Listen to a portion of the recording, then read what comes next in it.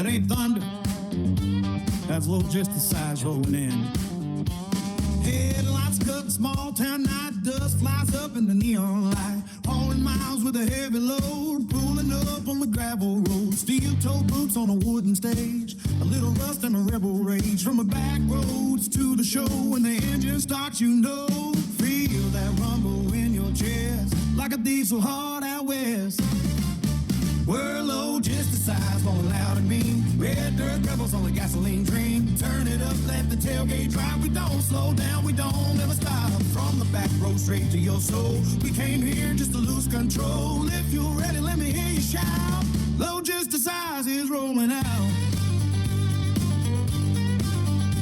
Six-string crying, a kick jump pound, booty heel stomping on southern ground. Cold drinks raised till the night's on fire, bringing heat like a flat-out tide. No GPS on a rebel route. We don't ask where we don't have doubt. If there's a stage in a wild crowd, crank it up and we play it loud. Feel that shake in the floor. That's the sound you waited for. We're Logisticize, rolling loud and mean. Red dirt rebels on the gasoline train. Turn it up, let the tailgate drop. We don't slow down, we don't ever stop. From the back row straight to your soul. We came here just to lose control. If you're ready, let me hear you shout. Logisticize is rolling out.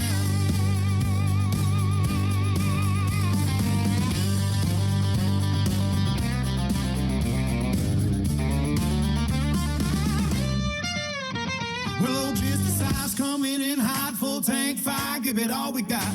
Let it rip like a midnight ride, bring in thunder you can't deny. From the black top to your hometown bar tonight, we're taking it way too far. So throw 'em up, let the whole world shout. Logisticize is in the house.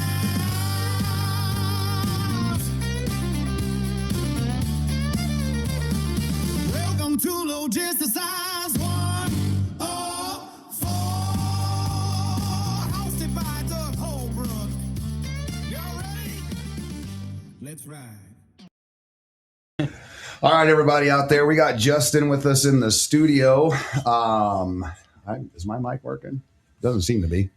Anyway, got Justin in the studio with us. We've got Brian in there.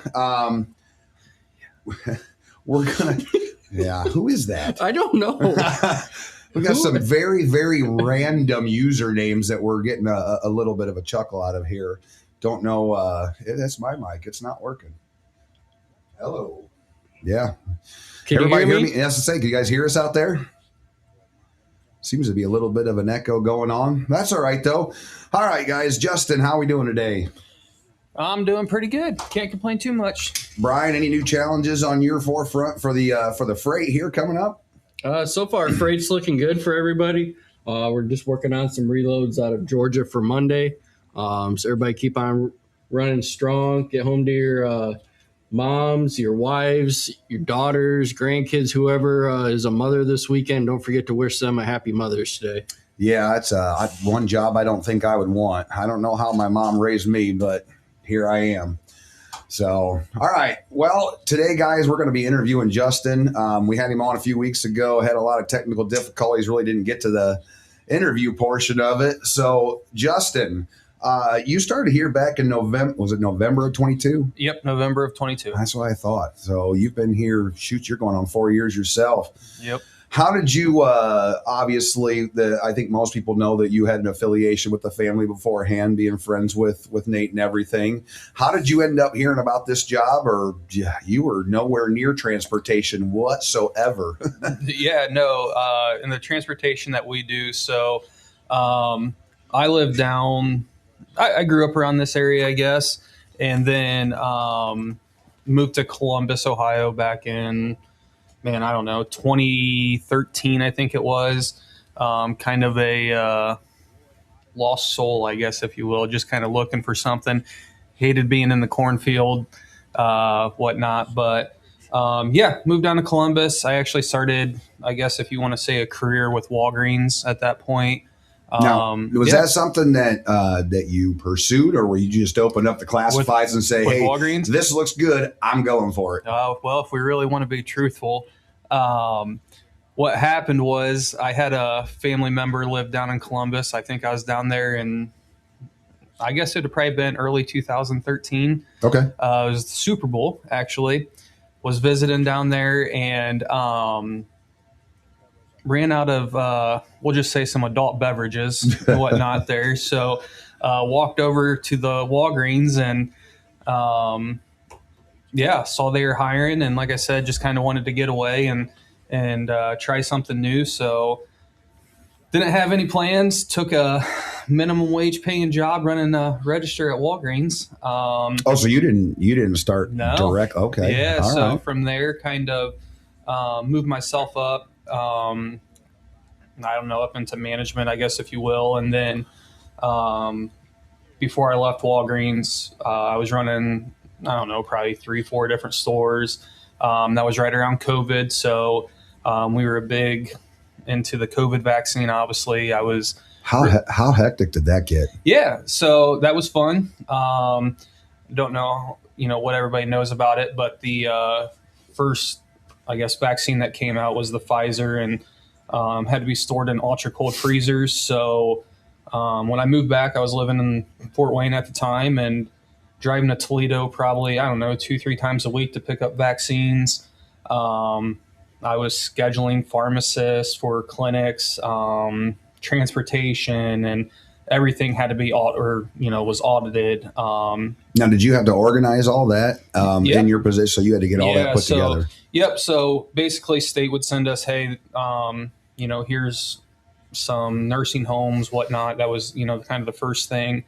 Then, we got into, if we had leftovers, calling first responders before it really opened up to the public. So, it was kind of a little bit of everything hectic wise. But yeah, had my daughter, and kind of just needed a change and wanted to be home more with her. And at the time, a gentleman that was working here at Logisticize, he had lived in Columbus with me as well, and kind of told me about the position. And I was like, well, I guess I've been hiring people, firing people, whatever you want to call it, right, for a while. And was like, sure, why not? We'll take a new challenge. And kind of you alluded to, I knew a lot of the people that worked here and, were in charge and stuff like that. So to say it was an easy transition, I'd probably be lying to you. I was going to say, what is the biggest, now Yeah. clearly a pharmacist or a tech or something like that's going to have a certain degree of knowledge Sure. or a degree in what they do. What are the main challenges that you've come across,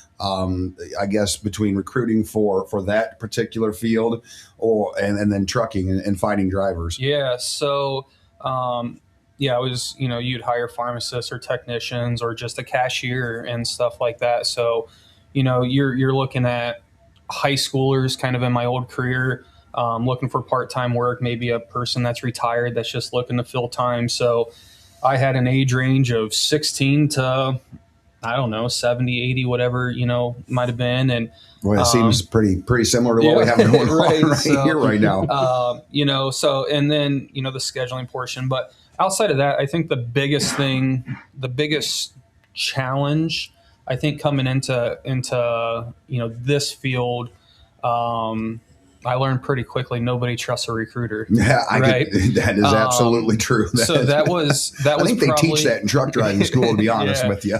So Right. so that was definitely a change for me, because I'm trying to talk to people and I'm like, oh, conversation's going good, and it might just go cold and stuff, and and so I think, I don't know, something I've tried to really do, and hopefully guys that maybe have came on that were hired after maybe I was involved in hiring, kind of know that I'm an open book. Yeah. I will show you, I will share anything that you want to kind of see. A lot of times I'm sharing things that people aren't expecting to see either. And I'm okay with that. I feel like the more we can prepare somebody what life at Logisticize will be like, what they can expect, it makes my life easier too. They know exactly what they're expecting. There's always going to be questions. But it's pretty cut and dry when we get through the hiring process. So. When you're interviewing the guys, what's one of the, I guess, most common, most frequently asked or first question that you get from them, a potential new hire coming in as a driver? There's got to be a pattern there that most guys are like, hey, what do you do for this? Or what's the benefit here for this? Yeah. I think, one of the biggest things definitely on the flatbed side, I guess I would say now, we've instituted that guaranteed pay and stuff, and it's there's got to be a catch, right? There's got to be a catch, and I feel like we've done a really good job of communicating. This is what it takes to earn that. We're not putting stipulations on it. Sometimes a lot of people will say, well, that's not enough pay and da da da, and on that kind of thing. So typically right now you get a lot of compensation questions. That seemed to definitely be a lot of it when I first started. I feel like now transition, home time. I think home time's a big thing. I think that's a big thing for our drivers as well that are hired here and stuff like that. So that, you always get the questions of what kind of trucks do you run? Do you have X, Y, and Z on the truck? Sure. Manual versus automatic, not as much. But those are questions where you're running to. But yeah. So here's an oddball question for you. What's your favorite lie to tell a driver to get him to sign on with you? My favorite lie? Gosh. That Justin is always friendly. Yeah. There we go. Yeah. No. No. Yeah. I don't know. My favorite. I don't. That's tough. I'm sure I've slipped I'm sure up. we have a few. I'm sure we have a few out there that would probably chime in. I'm this sure one. I've slipped up and maybe given some information that might have not been the most accurate. But I think we all do a good job back here of letting people know, hey, if I don't know the answer to that question, I'll get somebody that does know the answer, or on that side. I think that. Well, I wanted to add something right there, just to be fair. When you first came on, you had no transportation experience. Sure. And just as, I guess, to verify that he would come ask a lot of questions. There was a lot he didn't know. He would say, oops, I told him this and I didn't know it was this. So anybody that caught that first year that Justin recruited him, he probably fell into that category a little bit there. But it was not anything intentional. Well, even still, since I've been here, he has come and asked me questions, to see if something would work or not. So I think that's a way that, a lot of people don't understand that recruiting is a very hard job.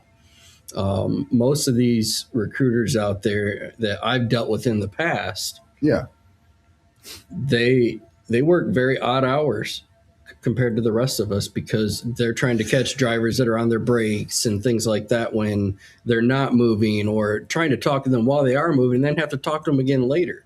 So it's one of those jobs that is oftentimes thankless. Yeah, it is. Because it's one of those jobs in the background that you don't see a lot. So we thank you for bringing us quality drivers for the most part. Haha.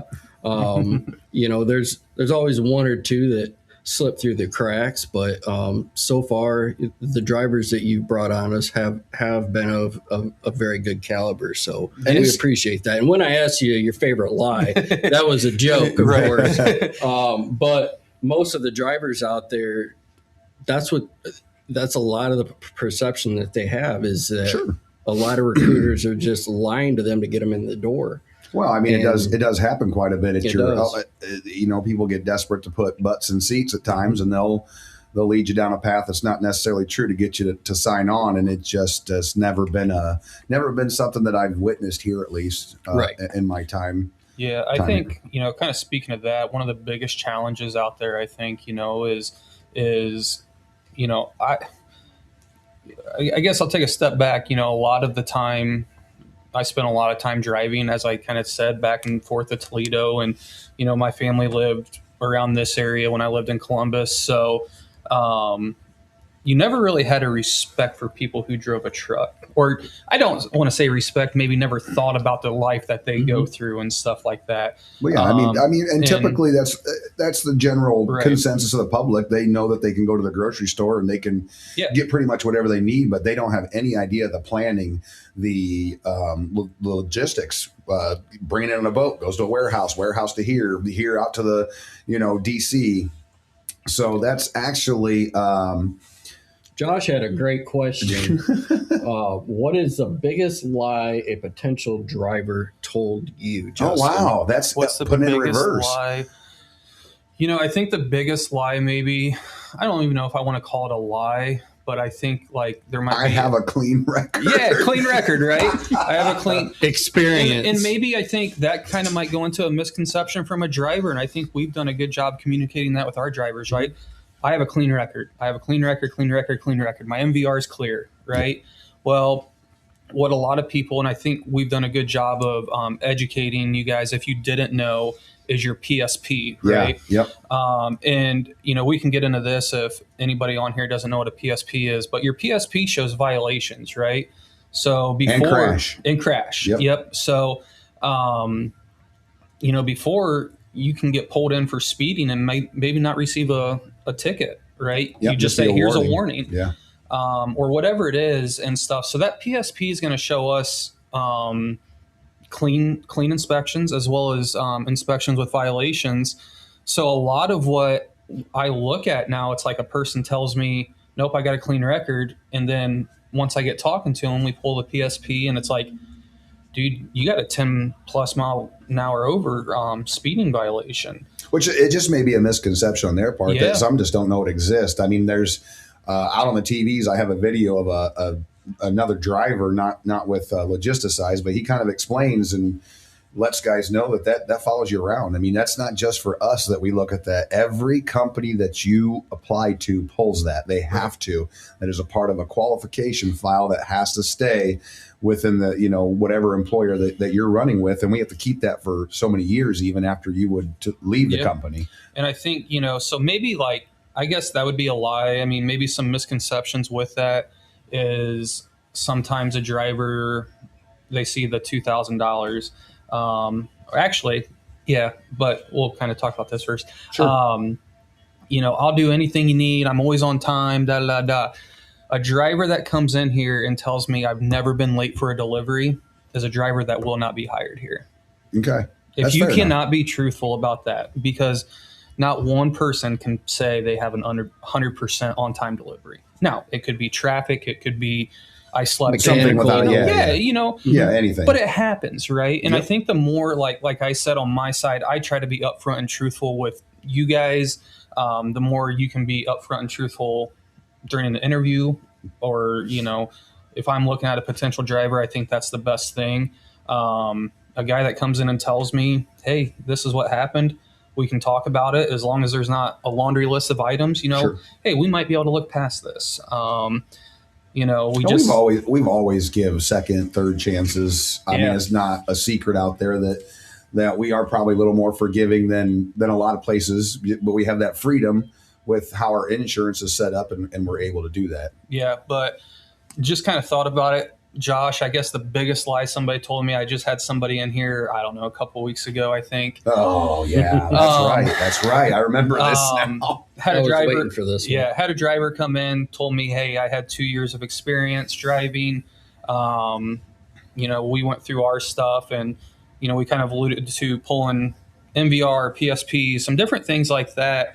Well, there's red flags that you caught immediately. Right, and there were some red flags, and I won't say the company that this person said they had drove for, but when a person tells me they drove a cab over truck for a rather large company, red flags start going up and stuff. So we do our due diligence back here. So that person lied to me, told me they had been driving for 2 years. Mm-hmm. They just obtained their CDL 2 weeks earlier, I think it was. So while we're on that, just as part of the hiring process, Sure. and what has to be pulled, let's kind of talk about what we have to keep on file here. Yeah. Kind of lets the guys know what every company does. So we have to have a copy of a CDL. Yep.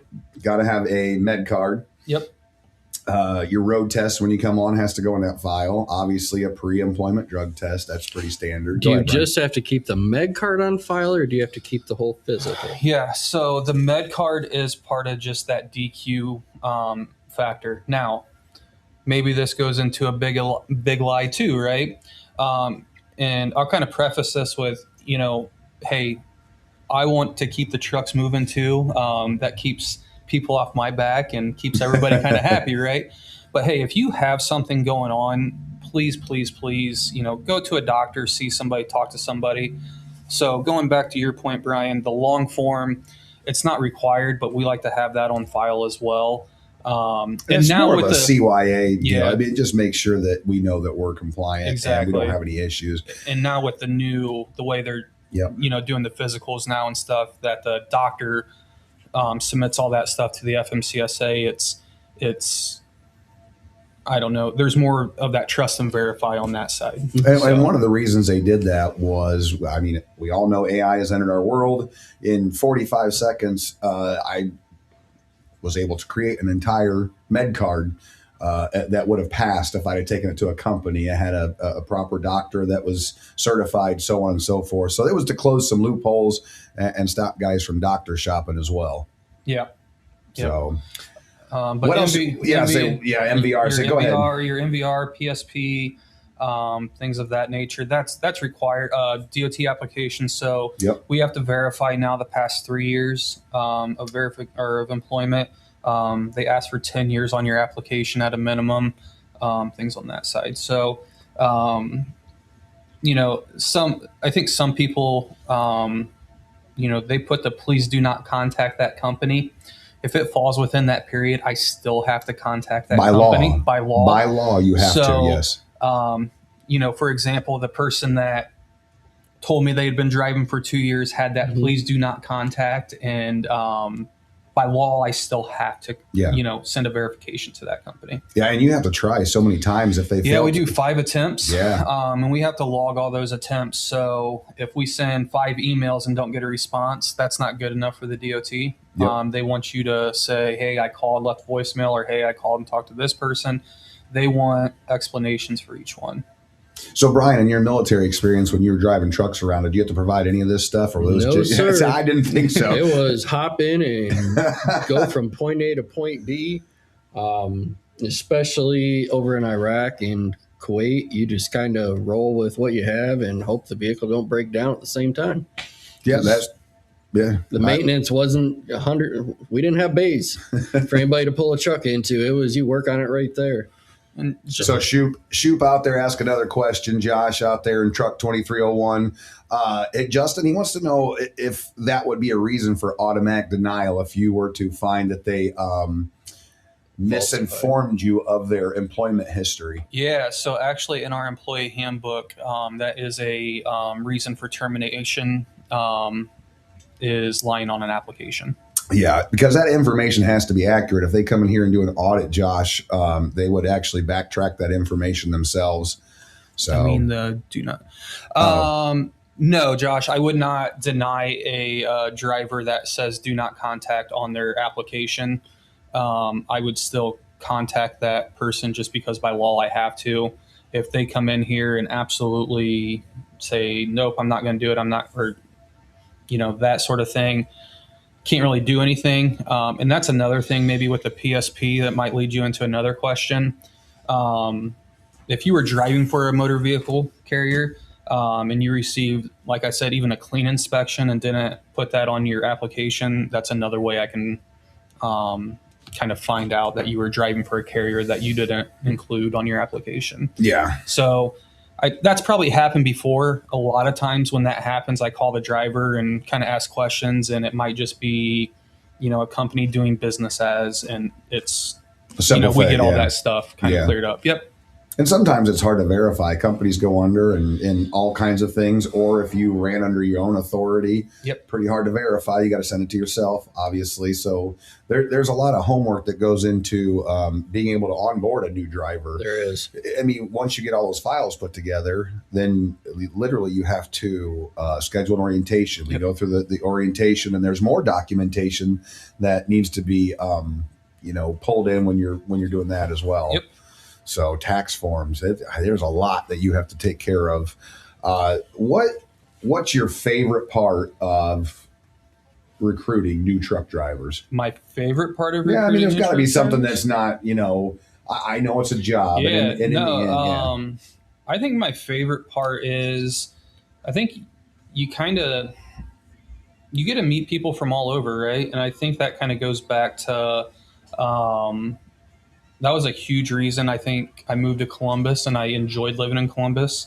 It was more of a melting pot, if you will, I think. So getting to talk to drivers from, I've talked to drivers from California that they'll put in an application and stuff. And Oh, wow. I still, I'll still call them because a California area code might come through, but maybe they move to Indiana, Yeah, or cell within our phones. hiring radius and stuff like that. So, you talk to those. You just talk to a lot of different people. I think, I don't know. I think that would be one of my biggest things I enjoy. Okay. Brian, you got any questions for him on any of this hiring? As far as hiring goes, what do you think was your best hire out of all the drivers that you've hired? Who do you think Yeah, might you have been can't single out one name. Nah, that's terrible. I mean, we got to put the guy on the spot. a little bit. yeah. What do you think the worst part of your job is being a recruiter? Yeah, I think the worst part, maybe the most challenging at the same time. I was kind of talking about earlier. Nobody has appreciation for what a truck driver goes through or what they really kind of do and stuff. So, yeah, you guys are sitting in a driver's seat by yourself for hours and hours and hours and hours a week. And there is a lot of misinformation out there. People just trying to put a butt in a seat. So I think the biggest challenge is retaining the retention side, because a company might call you and say, well, we're offering $2,500 a week, da, da, da. Well, boom, I go, right? Yeah, sure. Or I can get you home every night, boom, I go. Whatever it is, there's something that in there. We all have bad days, and you guys just have more time to kind of sit and stew on those kind of upset feelings and things like that. So I feel like the hardest, most challenging part is the retention side. I definitely, can admit I've had bad days too. And there might be people on here where I've kind of maybe, I don't know if I want to say snapped at, but I don't know, maybe kind of got a little too brutally honest. And I think that's still a good thing too, to be a little brutally honest. But I do ask, the guys that are on here listening and stuff, if you're having those upset feelings and stuff like that, Yeah, that's what I was getting ready to. Don't wait till it boils over. Yeah, don't wait till it boils over. And I think the worst thing you can possibly do, because I'm willing to have a conversation with you, but don't hide behind your phone, maybe is what I would say. Yeah, and I understand you're out on the road and stuff, but pick up the phone and call me if you're 600, 700 miles away, right? Yep. Emails, text, you're already pissed. So maybe it's something I said that it doesn't mean, it's not meaning to sound rude, I guess is what I would say. Misinterpretation of text or email. It's right. very common. So, yes. and I feel like that kind of explodes into more issues and stuff. Mm-hmm. Like, hey man, pick up the phone, give me a call. It's pretty easy, I think. And if I'm in the middle of something, it's going to bounce to Dana, something like that. But Dana does a great job. And I mean, guys, he does a great job. Anybody that calls in, he writes your name down, the date, the exact time that you call in, and Dana always gets those messages, to whoever it needs to go to, whether it's me, Brian, Doug, Kurt, whoever. He always makes sure we stay informed on that. So I try to, like I said, or best thing, if you can come into the office and sit down and talk, come into the office and sit down and talk. But the last thing, like I said, we all have rough days, myself included. So yeah, don't sit there and let it boil over. Like Brian is it more of a rough night before than the day, or which one is it? What's that? Is it more of a rough night before? Might have been the night before, right? Yeah. So no, we all have things going on in our lives. I mean, you're busy. You do a lot. I mean, you just don't do this job and you're done for the day. Oh, sure. You coach, you you ref. So talk about a little bit what you do once you leave this place here, if you're not trying to recruit a driver. Yeah. On my outside life, I guess I do coach basketball. I referee basketball. I umpire baseball, softball. Can you play any of those sports with the dart? Yeah, it's funny you say that. I went to some, at the beginning of last season, I thought I could get up and down the court with some 16 through 18-year-olds, and it was about that night before got you, didn't it? Yeah, it was once up and down that I said, nope, we ain't doing this anymore. But no, I do things outside of work as well that keep me pretty busy. And but I think my most one of my most enjoyable things. I have some family that owns some land, and I go jump out on a mower most nights and mow until 9 or until it's dark and stuff. And that's kind of that's my Zen moment, if you will, I guess. No, So, I completely get that. So I think it was 2 weeks ago after we had the lawnmower going by on the podcast. Yeah. As I stepped out there and got in the mower and kind of finished the day doing yeah. that. So yeah, and like I said, it's Brian, I think, alluded to it earlier. It's kind of those odd hours and stuff and whatnot. My biggest, I guess, complaint maybe, or I don't know if I want to say complaint, ask, I would say. Sure.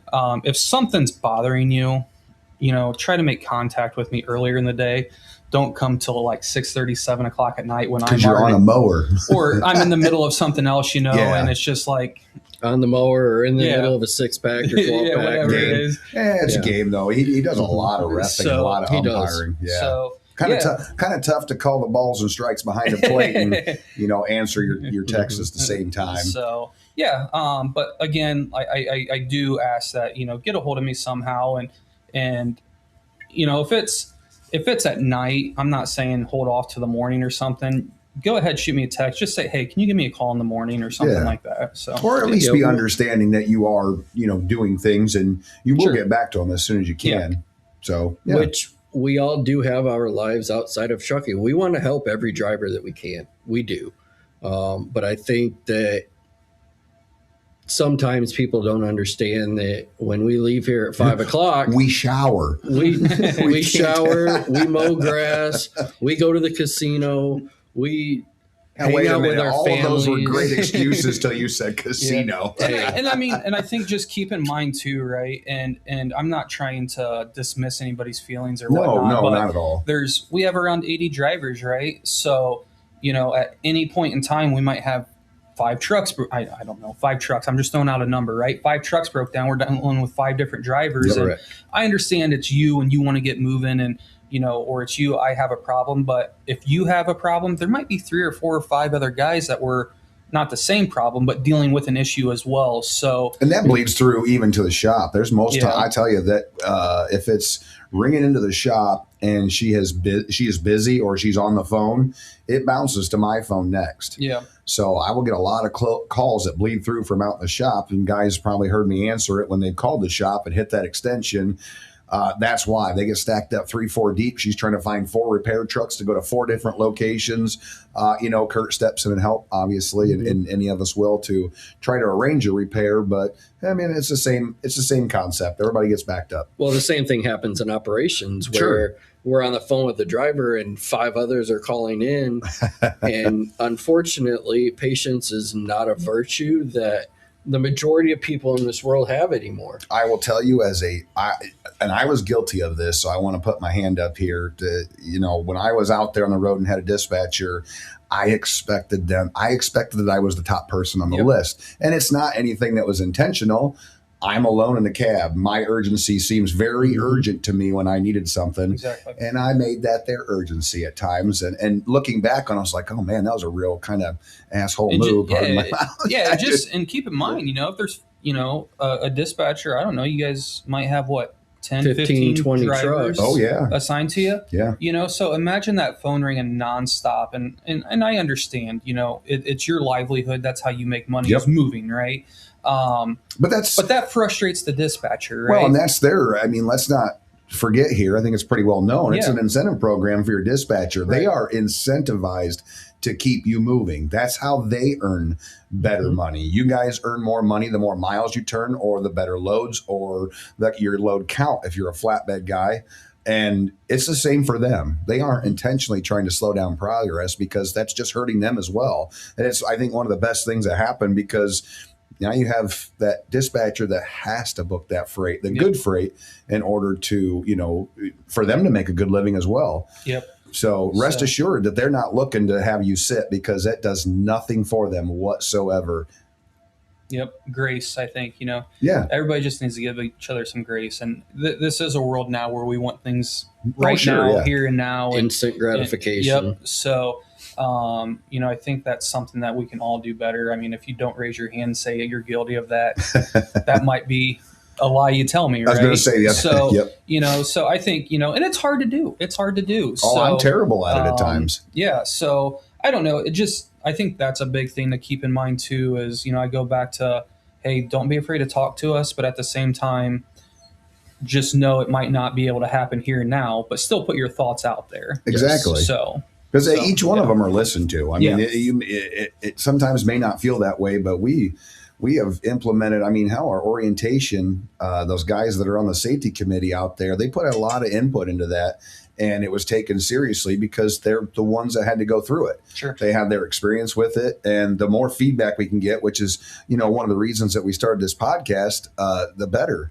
It's just going to improve things for you guys if it's, possible. Yes, we all might have a great idea to drive Peterbilts, and that'd be wonderful, but they cost, $85,000 more than a Volvo. And it doesn't getting 4 miles to the gallon. Yes, and it doesn't really work out that well. And we appreciate that feedback. But, if you guys see something out there that's going to be an improvement to your job, sometimes the cost is worth it. Bring it up. Don't be afraid to bring it to us. Talk to one of the guys on the safety committee, or talk to Ashley out in the shop. Caleb's another guy that he's on the committee. He'll bring it to the rest of us, but share those with us. Josh Shoup, I know you're out there obviously because you're participating. He's bought some clips for his binders, so he don't have to wrap those things up with tarp straps or anything like that. He's got several good shortcut ideas that he has just spent a little bit of money, and it's helped his job, helped how he does the job, make it more efficient, I guess, make it a little easier. And it helps him stay compliant without having to put a ton more effort into it. And not sacrificing safety on Sure. that. Yeah. That's I have guys that are looking out. There's a lot of guys here that have a real vested interest in how well this company does, how we perform safety wise, how we're looked at. And just know everybody's out there watching. Guys, got a video the other day, load pulling on a new mill, had 4 straps on it, no safety chains. It was all decking. You're just playing basically Russian roulette with your own life. We've put the videos out there that shows these loads sliding into the back of our cabs and destroying them. Mm-hmm. So it's really, let alone what that can do to the general public out there if it shifts backwards and slides off the trailer. Sure, it's a bunch of razor blades. Somebody. It's a bunch of it's a bunch of razor blades. So one of the things I did want to bring up is on Monday, I believe Monday's 11th, right? Yes. I got my dates right. You guys, on Monday, I put a training out there yesterday, later on in the day. The bridge here in Paulding going over, was it Flat Rock Creek? Is that what the name of it is? Yeah, something like that. 127. It's 127. But anyway, the bridge here in town, in between the coffee shop and the jail. Yep. Most people probably know where that's at. Yep. That is going to be shut down. The approved detour, if you're coming from the north, coming down 127, is you're going to have to take off east on 111. You make a left-hand turn on 111, takes you to Ohio 637. You'll make a right-hand turn. You get to Ohio 613, make a right-hand turn, and it'll bring you right back to 127. And speaking of that, for the guys that live around here, 637 and 613 is now a 4-way stop. It's a 4-way stop, yep. So they just put that in this week. And we put that out several months ago, and it was supposed to be active all at the same time as what Sherwood was. We're 18 and 127. I think there's quite a few that went into play around here. But that one is now active as of the 4th. So they've got plenty of signs out there. They've got it well lit, flashing. But yeah, they and they will be patrolling heavy. We've talked with ODOT. They actually contacted Rick. ODOT contacted Rick, and we are the only trucks that are allowed on 127 between 613 and our yard. Yep. So if you guys were letting you know ahead of time, I already put this out there in the training. We are only to use the approved detour if you elect on your own to go country driving out there on these roads and you get pulled over, you are responsible for that ticket. So I just wanted to give a pointer. If you're coming from the other direction, from the Indiana side, head down 49. You'll be able to head down 13 and then up. Yep. Yeah. So you'll be able to get across that way too. It'd be a little bit quicker. Randy actually called me yesterday and asked about that route because he lives in Antwerp. And I'm like, it's an approved truck route, so there's no reason why you can't take that route. It makes sense logically. Yeah. It'd be shorter than coming all the way over. Yeah, obviously. But guys, be careful that they do say it's going to be a 10-day shutdown to get that done. They did inform us that plan on 15 days. So I would just plan on that taking 15 to 20 days. It's going to be a couple weeks, and Probably right up to Memorial Day. yeah, so it'll get back to normal. Hopefully they have it open by then. That'll be a pretty big disruption. So with that, guys, I don't think that there's going to be any issues. I know we're going to have a lot of trucks turning around in here, but it should be free and clear from you from 6:13 into the yard at least. Be a little less traffic for a little bit, hopefully. Yeah. Yep. Should be a little bit safer for them, and just don't abuse it, because you know they're going to be out there patrolling. So make sure that you're Sheriff's watching your Department. speed. Yep. Make sure that your loads are secured properly, that all your equipment's working. Make sure you get in contact with the shop if you're having an issue, so that we can get the equipment repaired correctly. Because if I'm not mistaken, the road check's next week too, isn't it? Yep, that's training's going out before I leave today. So as every year in May, we know we do have the CVSA Blitz Week. That will start next Tuesday, 12th, 13th, and 14th is what that's going to run. They are absolutely going to be focusing on flatbed securement. Now, it won't be the only thing, but it does say in there, hey, we can see the freight. That's going to be what we check the most. Van drivers out there, they're going to be checking you too. That it's all part of it. And the second thing that they're going to be focusing on is ELD tampering.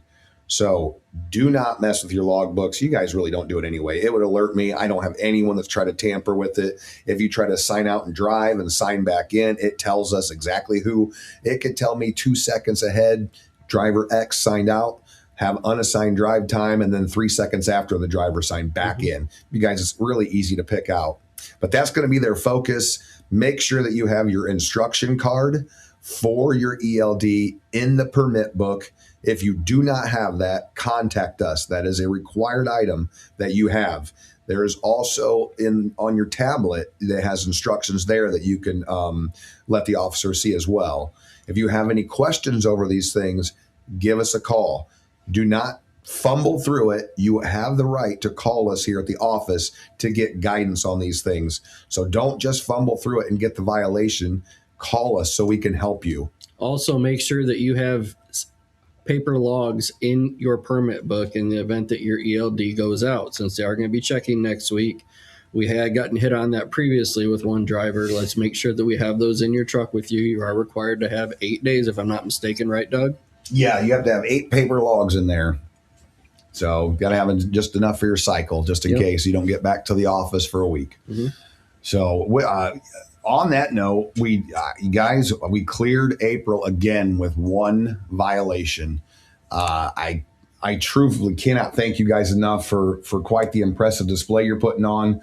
I had a talk with our insurance rep, Les. He was going to try to join us today to let you guys know the progress and what it looks like here for us in the future.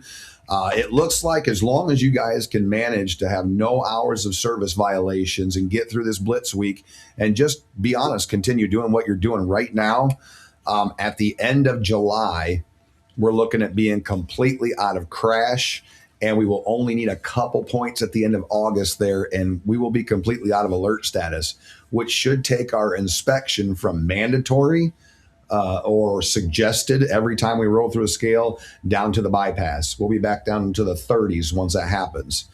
I do know it's been a long haul, guys. You guys have been taking care of this the entire year, but we had a really bad 2025, and it just takes time. So as our points are falling off there, we continue to head south with our scores, which is the best that we could do. But we reviewed them with Les yesterday, and it looks like I said, end of July, out of crash, end of August, we should be out of our hours of service alert. So that is twice as fast as what they projected for us. Just another plug. Watch your following distances out there. As the temperatures are getting warmer, you're going to get more traffic out there, which is going to make your jobs harder. Just make sure you're being safe out there. Obviously, the goal is for you guys to run as many miles, make as much money as you can, and we can get you home safely to your families at the end of the week. You know, the only way we can do that is by you guys being alert while you're driving and watching out for the other drivers that don't watch out for you, unfortunately. I'll tell you, I learned a new respect in this industry once I started working in it, and I give you guys all the room in the world when we're out there on the roads. You know, I'm not that person that jumps over in front of you as soon as I pass you, so you got to slam on your brakes. I'll give you guys that 6 second following distance because I know what you need. And and I've changed my driving habits listening to the stories from you all as drivers. So just make sure you're being safe out there. One thing that a lot of people take for granted, make sure you're hydrating properly. With the temperatures getting warmer, don't just be ingesting caffeine all day. Make sure you're putting some Gatorade, Powerade, water, something with nutrients in your body so that you're not getting dehydrated out there. Hey, now wait a minute here. The number one ingredient on this monster says carbonated water. Yeah. Carbonated is the key. And I'm just as guilty because every time y'all come in the office, you'll see me either drinking coffee or Mountain Dew or Pepsi or whatnot. But even I've jumped on the Gatorade train after being sick this week. I was going to say, you were sick for 3 days, so you had to rehydrate. All right, so lighten this up a little bit. Justin. Yeah. What is the most interesting thing that's ever happened to you at your previous job? Let's just say you had to pull a 24-hour shift or anything like that. You worked overnight late in a 24-hour pharmacy. I have got to believe there's got to be a good story there somewhere that you can share with us. Yeah. Man, my last job, quite a few interesting stories. When I worked down in Columbus, I worked inner city. So, did some 24-hour shifts at a 24-hour store. I've had people come in on drugs. I've had people park in a parking spot, right up next to the store, OD'd, things like that. I think the most interesting is I had a person trying to wipe out a whole shelf of medicine on me. Wow. And throw just it in, like swipe it onto the ground? Swipe it into a bag, which the bag they took out of the Hallmark aisle, right? So they have a channel for that, don't they? Yeah. So, taking out that, so kind of confront the person. And I was the person harassing the guy trying to steal, and he goes, "Quit harassing me, get away from me, da, da, da." Wow. So, definitely had some run-ins like that. I've had, kind of a sadder story, I think. Had some adults that were taking part in some theft and left their 10-year-old kind of in the store because they can't get out of the store fast enough and jump into their car. And so, definitely that. But, definitely had a lot of people OD. Oh, wow. That was fun. Or people come in high and just lose their stuff, man.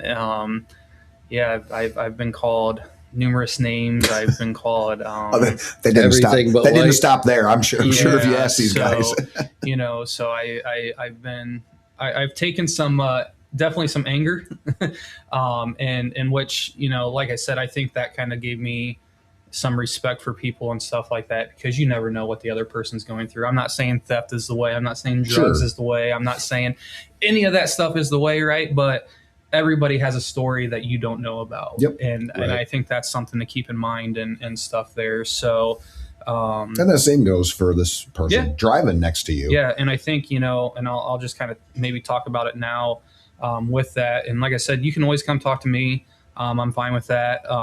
However, I am a huge advocate in mental health. I'm very open about what I do. I meet with somebody twice a month and talk about, what's going on in my life. And it's really improved my life.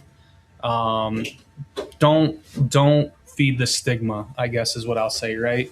Just because you're a man doesn't mean you can't talk and you can't have feelings and stuff. So I'm an advocate as well. Obviously I've got my own mental health issues. Obviously I'm in trucking, so that happens to the best of us. But I'm right there with you. Yeah. Talk to somebody. If you're having a problem, I know I've talked to a couple people already since I've been here with some issues. Just because you're a man does not mean that you can't talk to another person about your problems. There's a huge stigma out there that, we have to hold everything in and be macho and all that sort of stuff. Well, we have our own problems, and that's why the number one killer of men between 40 and 55 is suicide, because of mental health issues that we are forced to keep in. So And, Talk to somebody, guys. Yeah. I just want to hit the lottery and prove the person wrong that said that money can't make you happy. Yeah, I think same. I think it would work.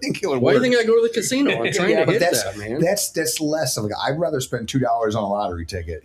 I So- can't. I just can't do it. I have tried and tried and tried to go up to have a good time at a casino, and the best time I've had a casino where Sitting at at least the get a bar. return on investment is just buying the drinks. Yep.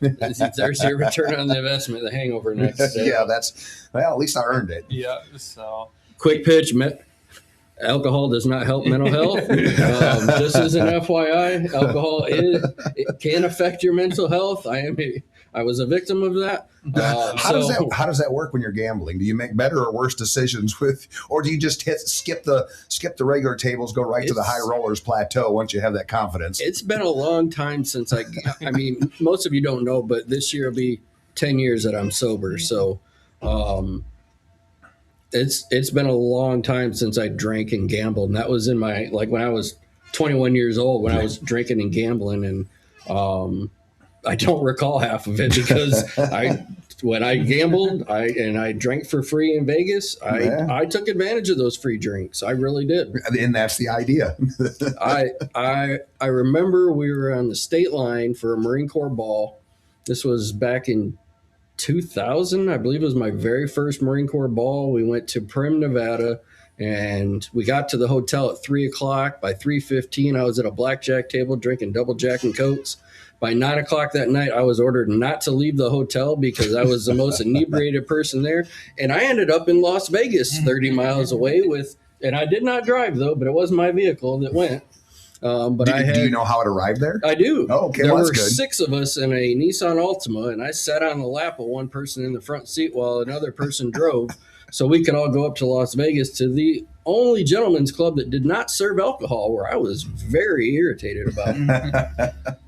Well, on that, what is the largest amount single, whether it be blackjack, whether it be poker, pulling a slot machine? What is the most you've ever won on just one hit? One hit, both of you. Because I know you said you've been to a casino before. 5,000. 5,000? That's pretty good. 5,000 on one hand. That was last year on my birthday. Okay. What about you, Justin?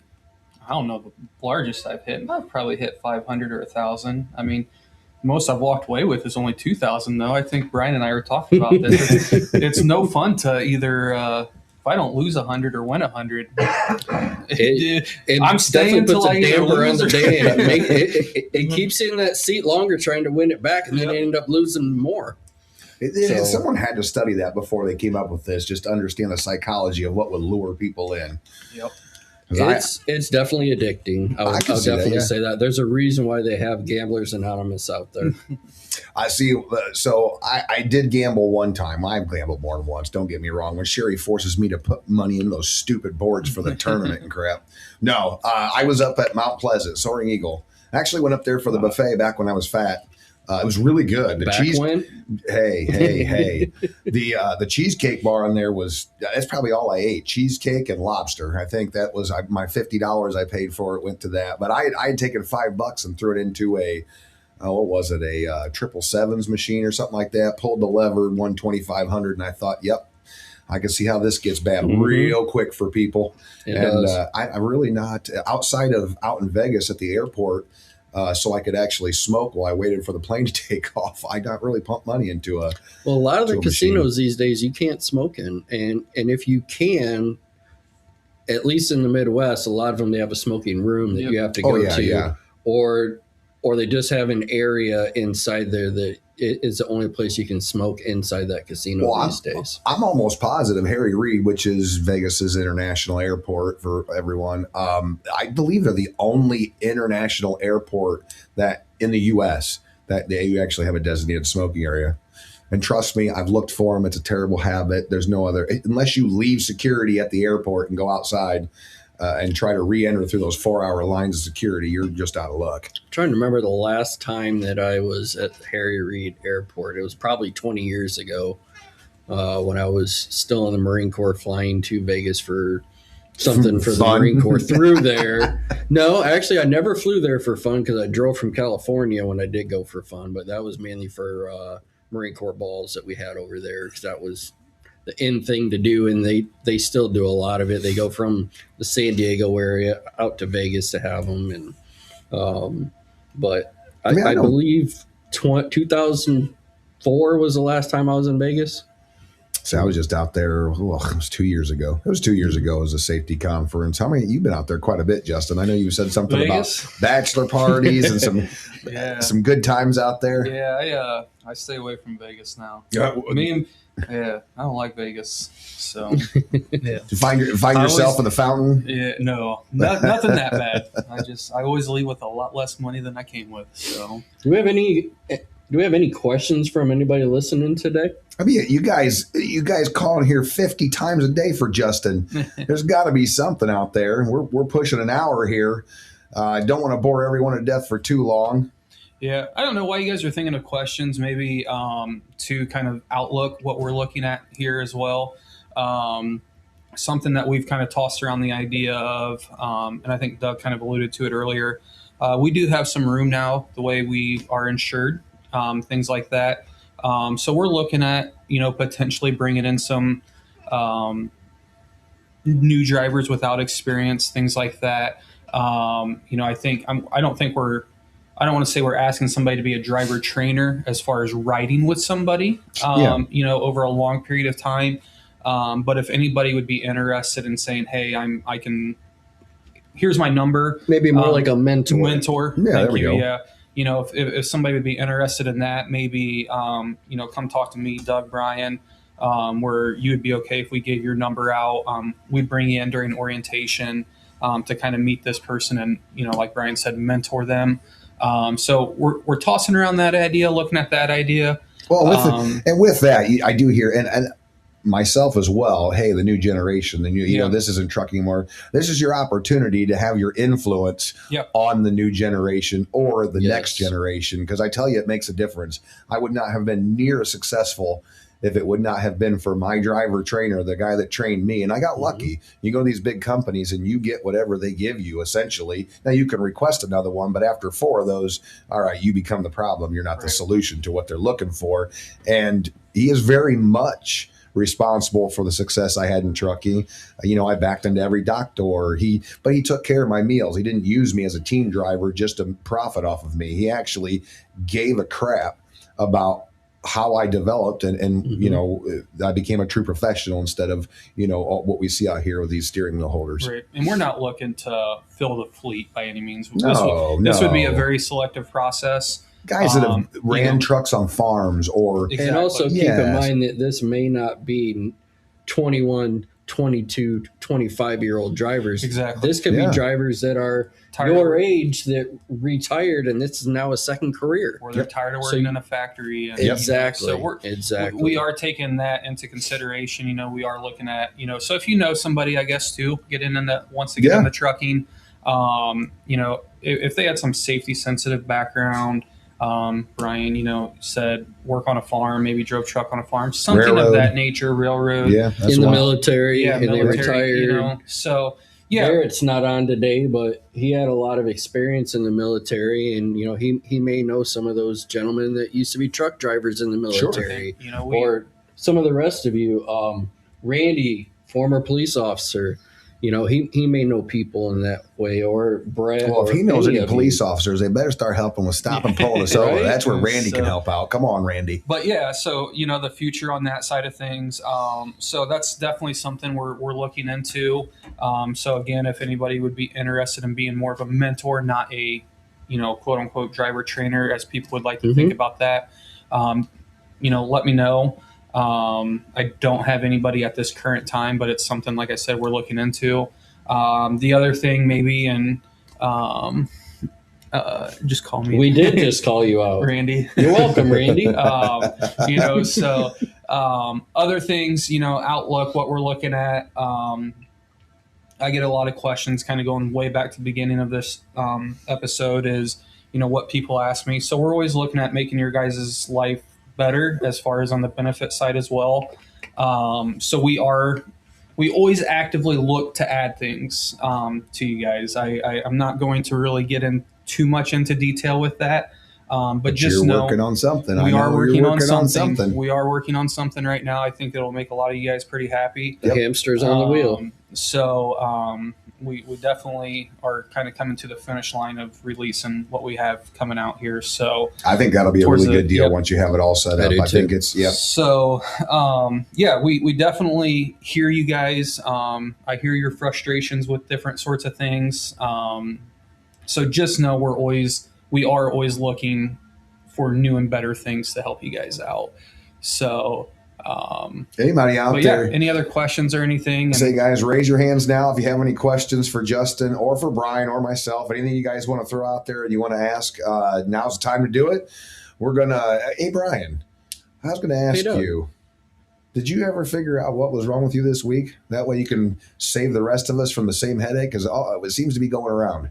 I honestly did not, because I haven't been in contact with my doctor yet. I had planned on going to the doctor Thursday morning if I was not feeling better. And I felt I was about 75% yesterday, so I made my way into work. And today I'm probably about 95%, but it was a great weight loss plan. I'll give you that. I lost about 9.5 pounds since Monday. Not eating and not really able to consume or keep anything inside my body for that amount of time kind of does that to you. So just that's a plug to make sure that you're taking care of your physical health as well as your mental health. You know, we're not superhuman, unfortunately, Oh, and come on. we're all prone to getting illnesses. And you know, sometimes you can work through them, and sometimes you just can't leave the bathroom for 3 days. So it just kind of happens that way. You should have but had your that's life. laptop on the crapper with you working the last 3 days. And what's wrong with you?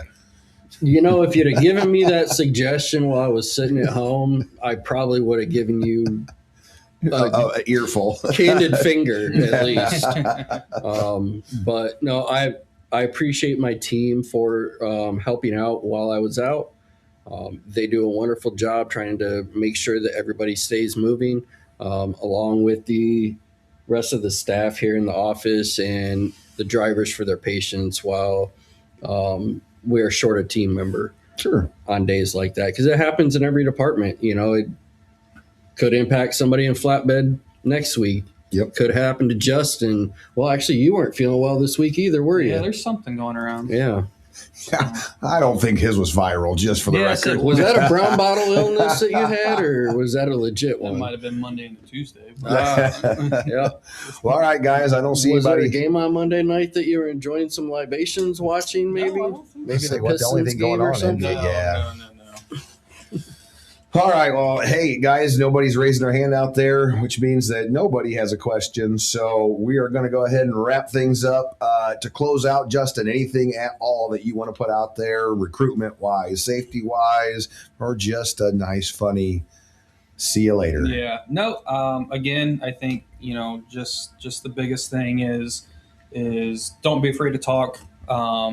If you need help finding somebody to talk to, whatever like that, come in, talk to me. I know Brian's more than willing to help too. Mhm. Everybody is really. But yeah, I think that's my biggest thing. I'll kind of end this with is don't be ashamed. You know, everybody has issues, and like I said, everybody has a story that nobody knows about. So just treat people with respect, humility, and yeah, like I said, don't play into the stigma of being a man. I guess Amen to that. So. All right, Brian, anything that you want to add in closing to that? Just be safe getting home this weekend. Enjoy your time with your families. Don't forget Mother's Day this weekend. So any of you guys that haven't got anything for your wives yet, you might want to stop at the store on the way home and grab some flowers, a card, some chocolate, something. Grill her out some food if the weather's nice where you're at, or just spend some time with your loved ones this weekend and enjoy it. And if your mother's still alive out there, don't forget about her too. You're going to be in more trouble with your wife, but And mother-in-laws, don't forget those if you have one of those. That'd be 'cause really bad. That'll get you too. All right, guys. Hopefully everybody enjoyed. We look forward to doing this next week. there is going to be a training coming out next week. Just so everyone knows, we received notification that this current Podbean app that we use is going to discontinue live broadcasting capabilities. So keep an eye out in your Samsara trainings. I'll be getting it out there Monday or Tuesday. We are going to switch over to a Google Meet platform. It's pretty much the same thing. It's going to work very similar to the way this does. And we won't ever have to worry about that, expiring on us, because who knows? Maybe Google could go under, but I really doubt it. I doubt that one's going to. But one thing with that, if you've got some funky usernames, we may not know who you are. For example, we have one in here today from Cincinnati. We have no idea who that is. So he does like the Bogs. I did see that. He likes the Bogs. Yeah, he likes the Bogs. So yeah. All right, ladies and gentlemen. I guess we have one lady. I mean, we have more than that listing. I don't know. You guys have a great weekend out there. Thanks for joining us again. Look forward to talking to you guys next week at 1:04 in the afternoon on Friday on the Logisticize 104.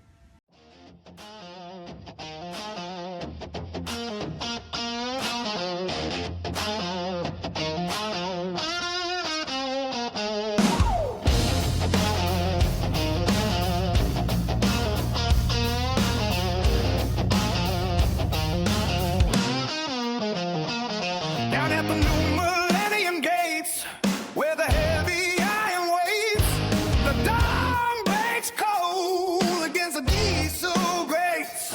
You're cinching down the chains on a skeleton of steel, feeling every pound through the steering wheel. Copper cores going like a copperhead snake, tied to the flatbed with no room for a mistake. It's a wide, low gamble on a narrow strip road, carrying the weight of a monumental load. This is for the kings of the outside lane, the ones who conquer the mountain and the rain. The Logisticize 104 is calling out your name, for the grit in your teeth and the pride in the frame. Moving the bones of the cities yet to rise, with the highway burning in your steady eye.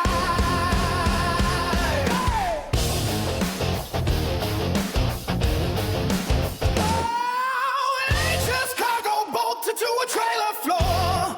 Oh, it's a pulse of the country knocking at the door. Oh, they see an oversized sign and they pull to the side, but they don't know the mastery deep in the ride. From the trust to the corner to the long haul climb, you're punching the clock against the hammer of time. The asphalt's a teacher and the lessons are hard, measuring the inches in a gravel strewn yard. You navigate the turns where the weak hearts fail, leaving a silver streak on a lonesome trail. New millenniums pass with their hands on the gear, filtering the static till the mission is clear. No room for the timid when the tonnage gets high, just the roar of the engine under a wide open sky. This is for the kings of the outside lane, the ones who conquer the mountain and the rain. The Logisticize 104.